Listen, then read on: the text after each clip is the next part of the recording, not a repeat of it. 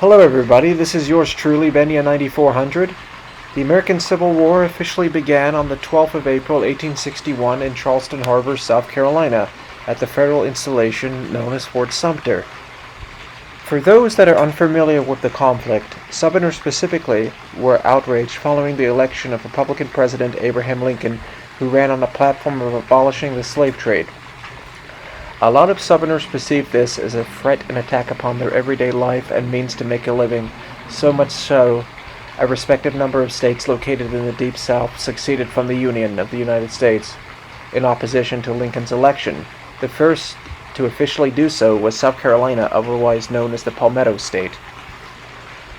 The Confederacy, under the premiership of their self-declared president, Jefferson Davis, a prominent slave and plantation owner's ultimate objective was to preserve the Southern way of life. In other words, maintain the slave trade, expand white supremacist ideology.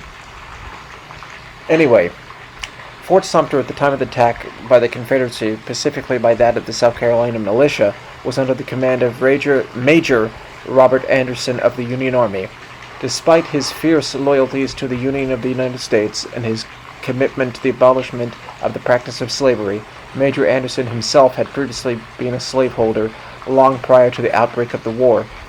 Official accounts specify that around 6,000 South Carolina Confederate rebel militiamen participated in the attack upon the federal installation of Charleston Harbor, whilst under the command of Confederate Brigadier General P.G.T. Beauregard, which effectively cut off Union Major Robert Anderson's access to vital supplies.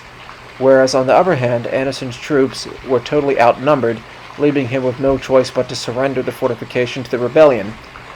Following the official handing over of the fortification to Confederate rebel forces, the defeated Union forces would set sail north, bound for New York City, where upon arrival would be greeted as heroes. This chain of events would ultimately result in both sides calling for mass enlistment amongst their ranks.